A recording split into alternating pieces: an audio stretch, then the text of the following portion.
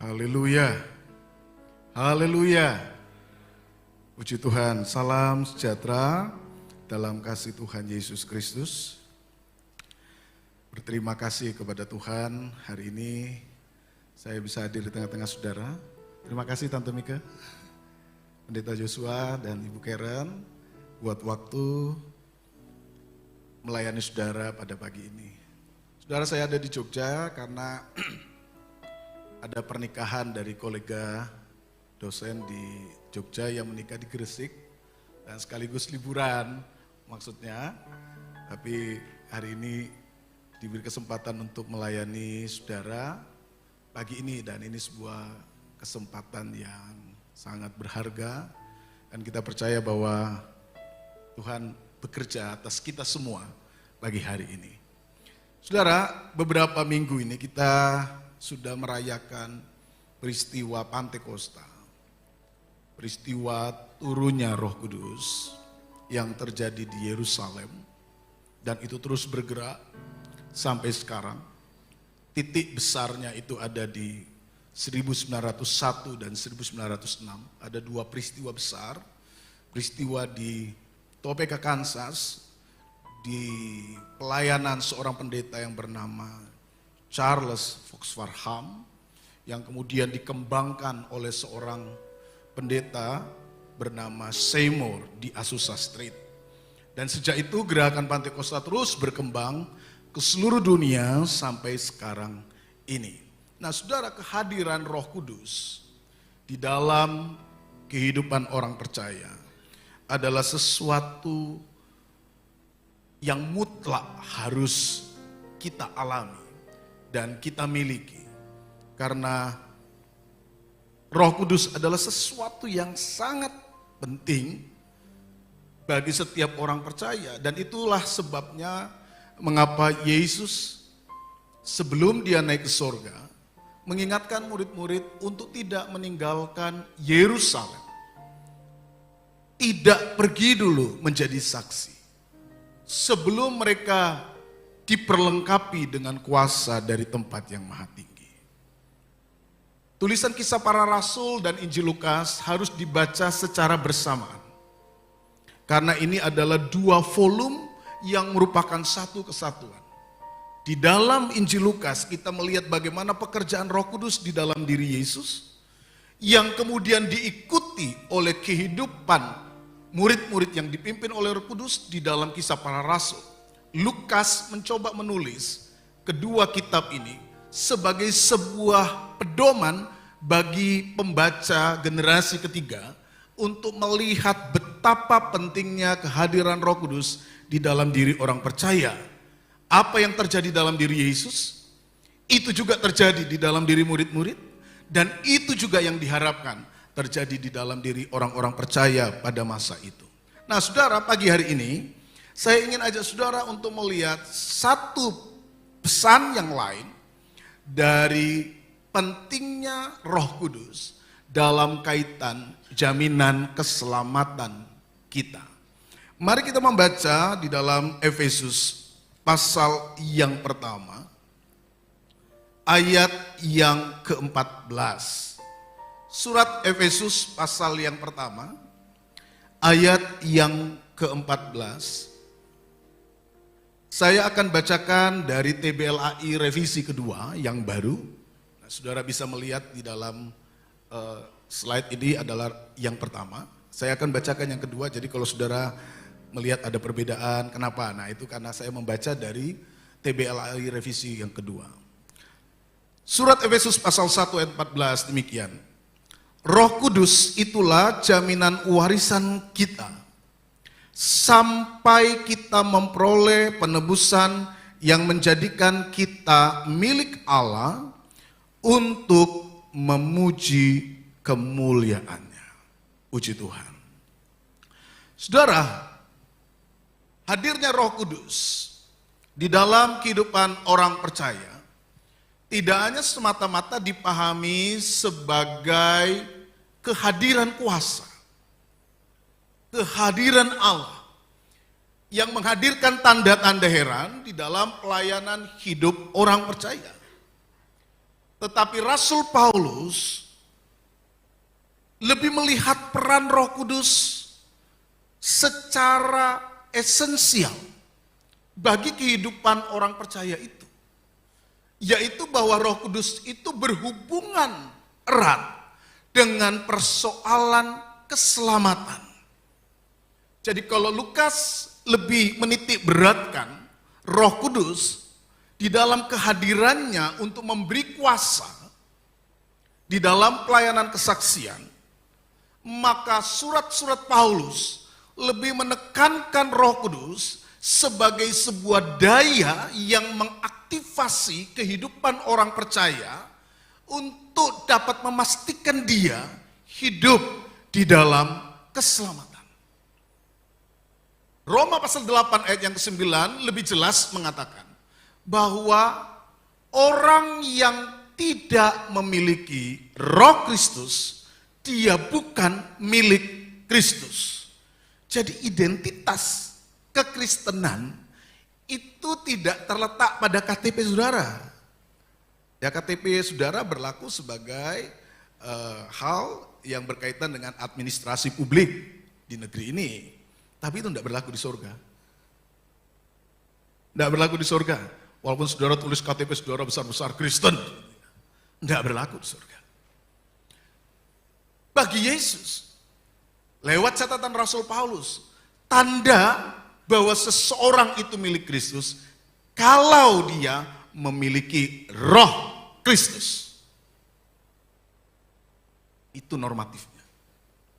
Jelas sekali bahwa identitas kekristenan tidak bisa dilepaskan dari kehadiran Roh Kudus. Nah, di dalam Efesus ini kita pun melihat dengan jelas ya apa yang disampaikan oleh Paulus bahwa Roh Kudus itu adalah jaminan. Kalau dalam TBLL 1 bagian, kalau dalam revisi ini disebut warisan kita. Sampai kita memperoleh penebusan yang menjadikan kita milik Allah untuk memuji kemuliaannya. Mari kita periksa dulu, apa yang disebut dengan jaminan itu. Nah saudara, istilah jaminan yang dipakai di sini, di dalam teks Yunaninya itu menggunakan kata arabon, dari bahasa Ibrani erabon. Arabon itu memiliki arti sama seperti kalau kita sekarang itu down payment, DP, uang muka. Ketika seseorang memberikan down payment, memberikan uang muka dalam sebuah transaksi, itu menunjukkan bahwa transaksi itu memiliki kekuatan. Atau orang-orang yang berhubungan dalam transaksi itu menunjukkan kesungguhannya. Nah, kesungguhannya ini diwujudkan di dalam down payment itu. Dia menggaransi bahwa apa yang akan ia lakukan itu dia kerjakan dengan serius. Apa yang ia janjikan, ia lakukan dengan serius. Dia tidak main-main. Garansi yang ia wujudkan dalam bentuk apa saja menjadi tanda bahwa aku akan lakukan apa yang menjadi niatku. Nah, itu arabon, saudara. Jadi ini adalah sebuah istilah di dalam dunia perdagangan kuno Yunani yang kemudian diambil oleh Paulus untuk menjelaskan fungsi Roh Kudus dan bagaimana Roh Kudus harus dipahami dalam kehidupan orang percaya. Nah, dalam masyarakat yang lebih modern, Yunani modern, kata arabon itu biasanya dipakai untuk menyebut cincin pertunangan. Jadi kalau orang bertunangan, ada arabonnya. Manusia itu kan animal symbolikum. Manusia yang suka bermain simbol. Makhluk yang suka bermain simbol. Ya cincinnya cincin, tapi itu diberi makna. Nah, gitu ya. Diberi makna apa? Bahwa aku dan kamu sekarang punya ikatan. Walaupun belum kuat, tetapi kalau orang sudah tunangan kan, udah enggak boleh lirik-lirik sana lagi gitu. Udah enggak boleh lirik sini lagi. Karena dia sudah mengikatkan diri. Nanti ikatannya lebih kuat ketika dia menikah. Nah, berbeda dengan masyarakat Ibrani, di mana gagasan pertunangan atau betrothal itu masuk di dalam konteks pernikahan.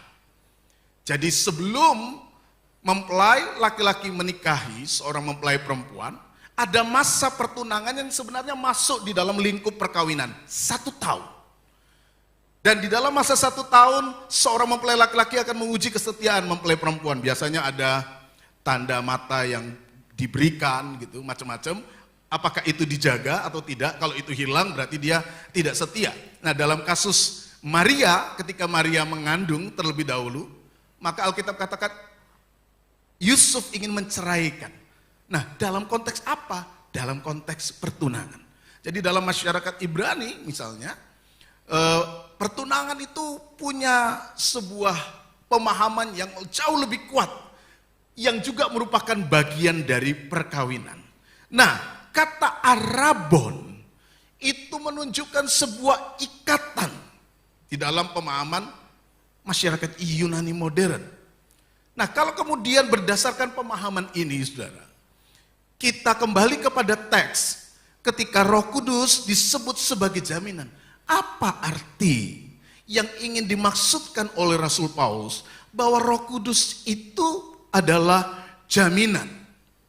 Yang pertama, saudara, kita dapat melihat bahwa ketika Rasul Paulus menyebut Roh Kudus itu adalah sebuah jaminan, Paulus ingin mengatakan bahwa Roh Kudus yang Allah berikan di dalam diri setiap orang percaya menandakan bahwa mereka yang menerima Roh Kudus, mereka yang memiliki Roh Kudus, mereka yang hidup dalam Roh Kudus, sekarang ada dalam ikatan keselamatan dengan Allah. Allah memberi garansi bahwa bagi mereka yang memiliki Roh Kudus, mereka ada ikatan dengan Allah. Mereka menjadi milik Allah. Mereka bukan menjadi milik mereka sendiri. Nah, kalau di dalam perayaan Syavuot atau perayaan Pantekosta orang Israel kuno, peristiwa Pantekosta itu tidak hanya dirayakan sebagai hari raya panen, tetapi hari turunnya hukum Taurat.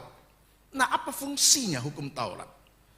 Hukum Taurat itu berfungsi untuk memberi isi pada perjanjian antara Allah dan umatnya. Jadi apa isi dari sebuah perjanjian?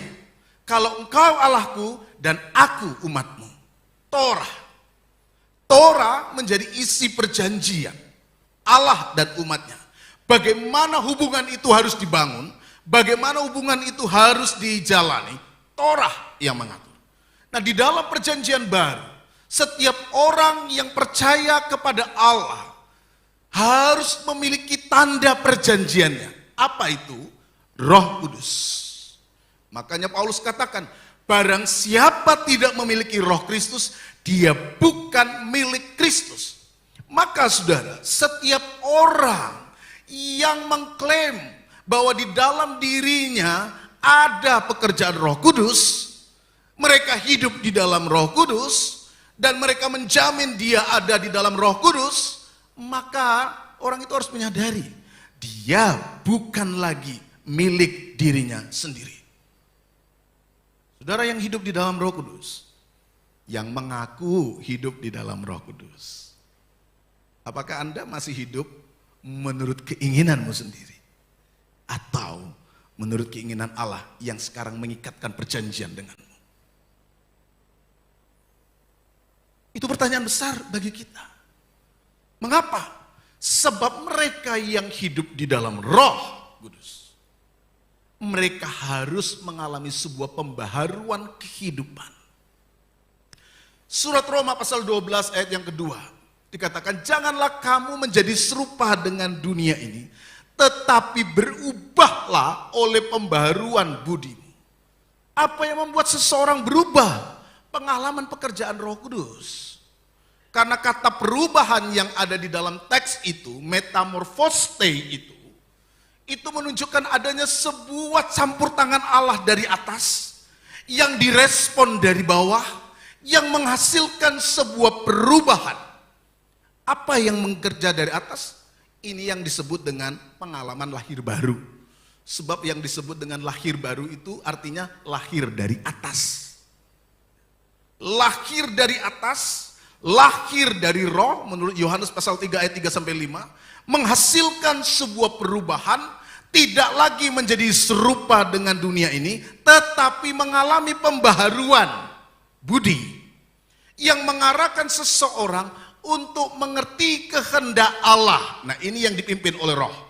Jadi mereka yang hidup di dalam roh pasti mengalami sebuah perubahan kehidupan yang membuat mereka tidak sama dengan dunia, tetapi mengerti kehendak Allah, yaitu yang baik, yang berkenan kepada Allah, yang sempurna.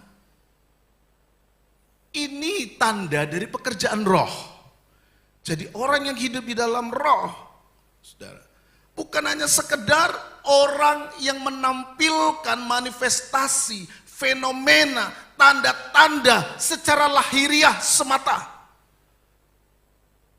Yang mungkin sering banyak dikejar-kejar orang gitu ya. Karunia bahasa roh dan sebagainya. Itu tanda. Tapi ada tanda yang jauh lebih penting yang mengarahkan saudara kepada puncak karya Allah, yaitu keselamatan. Hidup dalam kehendak Allah. Yang disampaikan di dalam surat Roma pasal 12 ayat 2 itu yang membuat kita ngerti. Jadi mereka yang hidup di dalam roh, mereka yang dijamin oleh roh, mereka yang sadar bahwa saya bukan diri saya sendiri. Tidak lagi mengikuti keinginan maunya sendiri. Tidak lagi dibawa oleh kepentingan-kepentingan hawa nafsu dagingnya sendiri. Karena apa? Karena saya sekarang bukan milik saya sendiri. Paulus katakan, hidupku bukannya aku lagi, tetapi Kristus yang hidup di dalam aku. Hidup di dalam roh berarti menunjukkan bahwa aku milik Allah.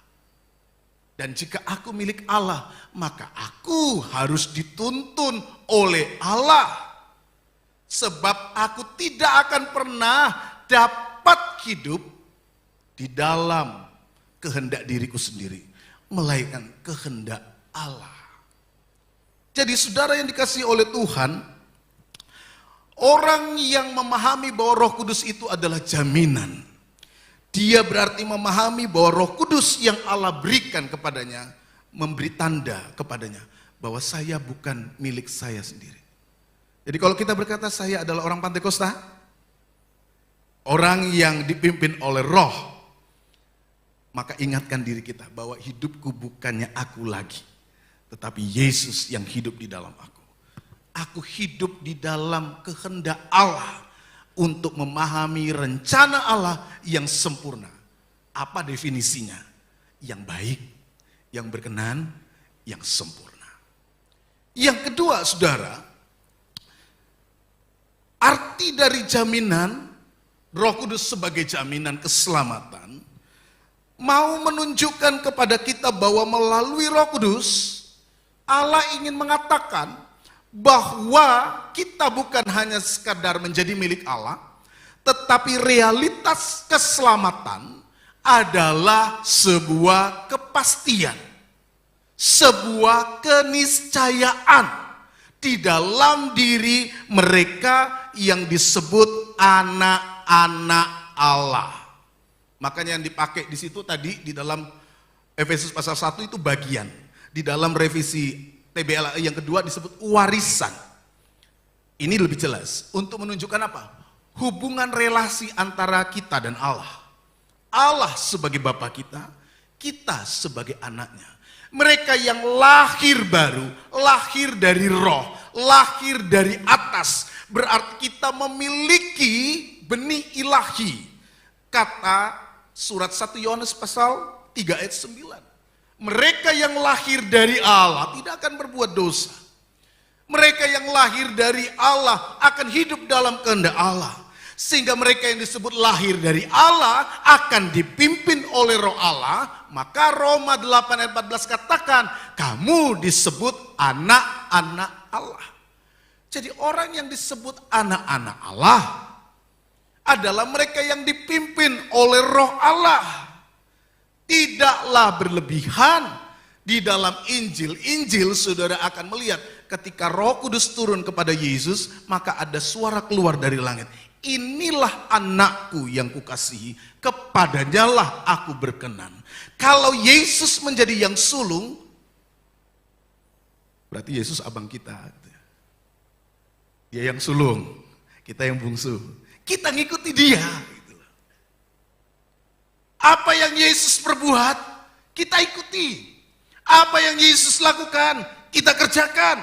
Apa yang Yesus buat, kita lakukan. Dia menjadi contoh, dia menjadi teladan, dia memberi kita jalan bagaimana kita harus hidup. Nah, ini yang dibuat oleh Lukas tadi. Lukas menunjukkan bagaimana Yesus dipimpin Roh Kudus, Kisah Para Rasul menunjukkan bagaimana murid-murid dipimpin Roh Kudus, dan pembaca generasi ketiga yang diharapkan melihat pola ini. Ini pola dari kehidupan orang Pantekosta sebenarnya. Hidup dipimpin oleh Roh. Karena Roh yang menjamin saudara menjadi anak-anak Allah. Catatannya adalah jika kita sungguh-sungguh mau dipimpin oleh Roh. Nah, saudara, secara praktek maka proses jaminan itu akan bekerja. Kalau kita membiarkan hidup kita dibentuk. Nah, masalahnya adalah kita itu mau jadi anak Allah, tapi kita susah dibentuk oleh Allah. Ya kan? Terima warisan mau? Mau. Mau dibentuk? Susah. Ini yang sekarang jadi persoalan. Kita mau menerima warisan itu. Kita mau menerima jaminan keseluruhan janji Allah. Kita mau menerima berkat Allah. Kita mau menerima seluruh karya penebusan. Tapi dibentuk nanti dulu. Kita masih didorong oleh semangat-semangat kepentingan diri kita sendiri. Sehingga sulit sekali bagi kita untuk membedakan mana kehendak Allah tadi. Orang yang kemudian dapat membedakan kehendak Allah adalah orang yang siap diubah. Kata surat Roma pasal 12 ayat yang kedua tadi. Berubahlah. Berapa lama? 1 kali? 2 kali? 3 kali? No. Seumur hidup. Proses perubahan. Present continuous. Terus berubah. Terus berubah. Kolose pasal 3 ayat 10 katakan, hendaklah kamu terus diperbaharui dari hari ke hari. Hidup kita ini adalah sebuah proses menjadi. Sampai Tuhan panggil kita. Proses menjadi ini harus terus terjadi di dalam hidup orang percaya. Untuk membawa dia mengenal kehendak Allah. Nah, proses jaminannya itu ada di sini. Jadi ketika saudara mengenal kehendak Allah, di sini saudara dijamin untuk sampai kepada karya penebusan itu. Catatannya adalah, saudara mau dibentuk atau tidak? Mau diproses Allah atau tidak? Kita mau dibentuk Allah atau tidak? Ketika suara Allah datang mengingatkan kita, mau dengar atau enggak? Karena secara praktek, proses jaminan itu bekerja ketika kita mau sungguh-sungguh dipimpin. Maka Roma 8 ayat 14 tadi katakan, mereka yang dipimpin oleh Roh Allah disebut anak-anak Allah, dan mereka lah yang layak menerima warisan itu. Di sini proses jaminan. Jadi jangan kita mengklaim, oh pokoknya saya jadi orang Kristen, saya selamat. Iya betul, kalau kita mau dibentuk. Tapi kalau saudara lari dari proses pembentukan, dididik Tuhan tidak mau, ngemplang terus, maunya ngikuti keinginan diri kita sendiri, saudara tidak akan pernah memiliki kepekaan untuk mengerti kehendak Allah. Untuk dapat mengerti kehendak Allah, kita menundukkan diri kita. Ketika proses manusia baru itu terjadi, kapasitas manusia barunya harus terus diperbesar, diperbesar, diperbesar. Karena ketika kita berhenti diperbarui, manusia lamanya muncul, manusia lamanya muncul.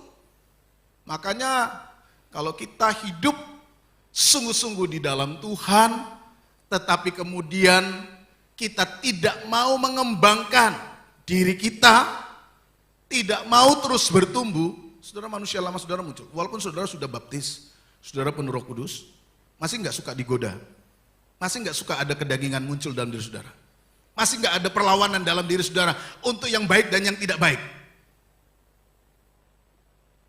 Yang masih merasakan itu? Angkat tangan. Oh berarti tidak banyak yang angkat tangan. Semuanya baik-baik saja di sini. Puji Tuhan. Tetapi kalau saudara masih kadang pengen ibadah, kadang enggak. Kadang masih pengen mau melakukan kehendak Tuhan, tapi kadang-kadang kok males. Itu pertanda bahwa kita masih hidup di dunia ini. Dan kita ada di dalam pertarungan yang sejati. Proses baptisan, proses kelahiran barumu tidak menjamin kalau itu tidak dikembangkan. Kalau manusia barumu tidak berkembang, berhenti bertumbuh, berarti manusia lamamu yang muncul. Hidup di dalam Roh Kudus yang menjamin itu berarti siap untuk bertumbuh. Dari sebuah tahap ke tahap. Terus memiliki pertumbuhan.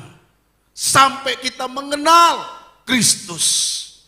Saudara lihat apa yang terjadi setelah Yesus dipenuhkan Roh Kudus di Sungai Yordan. Pasal 3 dari Injil Matius. Pasal 4-nya Yesus ngapain? Pasal 4 Yesus ngapain? Dicobai oleh iblis. Maka Roh membawa Yesus ke padang gurun untuk dicobai oleh iblis. Apakah Roh Kudus kurang kerjaan? Ngapain sih? Dipimpin Roh kok dibawa pada pencobaan? Ngapain sih? Apakah Roh Kudus kurang kerjaan? Untuk apa sih? Udah baik-baik dipimpin Roh Kudus turun, kok dibawa ke padang gurun? Bagi sebagian orang, mungkin mereka bertanya, ngapain sih? Apa sih gunanya? Tapi Tuhan punya sesuatu untuk ditunjukkan kepada dunia ini. Kalau dalam waktu 40 tahun, umat Israel yang lama masuk ke padang gurun kalah.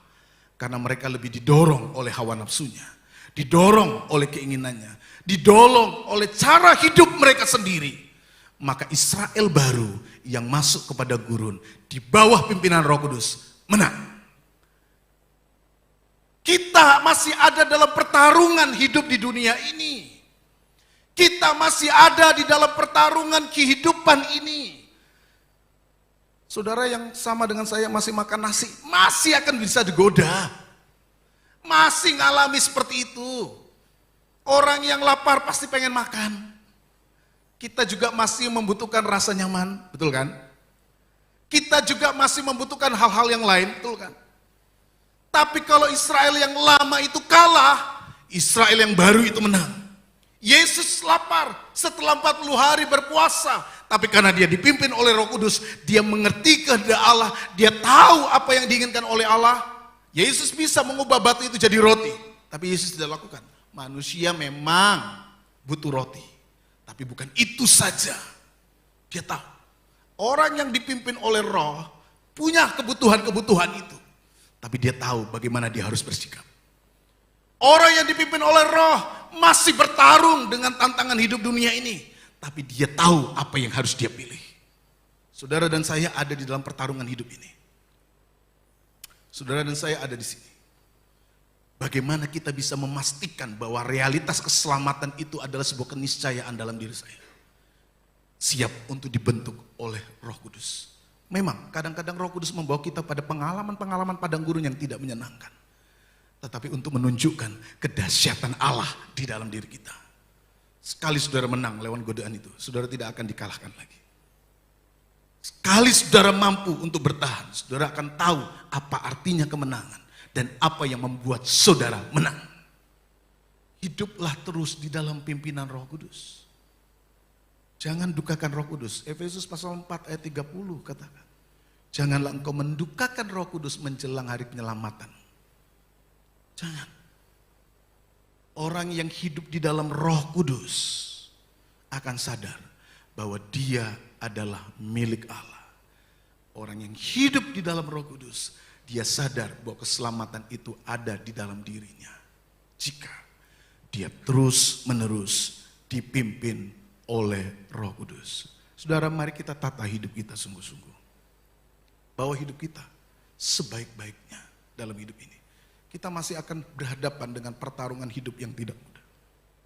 Dimanapun saudara berada, dalam bentuk apapun, kita masih akan bertarung di dalam perjalanan hidup kita. Tetapi Alkitab katakan, mereka yang hidup di dalam Roh, mereka yang hidup di dalam Roh Kudus, mereka dijamin bahwa mereka akan tetap ada di dalam keselamatan itu. Dan keselamatan itu bukan hanya persoalan surgawi. Persoalan keselamatan itu adalah persoalan kini, di sini, dan kekal. Makanya di dalam Injil Lukas ada 5 kali Yesus berkata, hari ini ada keselamatan. Hari ini ada keselamatan. Dimulai dari pasal 2, hari ini telah lahir juru selamat. Kemudian ketika Yesus bertemu dengan Zekius, hari ini ada keselamatan. Kemudian ketika Yesus disalib, hari ini engkau bersama dengan aku di Firdaus. Kata hari ini menjadi sesuatu yang penting. Bahwa nilai keselamatan itu bukan hanya nanti, tapi hari ini. Surga itu bukan hanya nanti, tapi hari ini. Makanya saudara diminta untuk berdoa. Bapa kami yang di surga, dikuduskanlah namamu. Datanglah kerajaan. Saudara tidak hanya diminta untuk ke surga, tapi orang yang dipimpin oleh Roh Kudus akan menghadirkan surga di dalam kehidupannya masing-masing. Terus berjalan dalam Roh Kudus, terus bekerja di dalam Roh Kudus. Biarkan dia memimpin saudara, dan saudara akan melihat kuasa yang besar, nyata dalam hidupmu hari ini dan sampai selama-lamanya. Tuhan memberkati kita sekalian. Mari kita bangkit berdiri bersama-sama.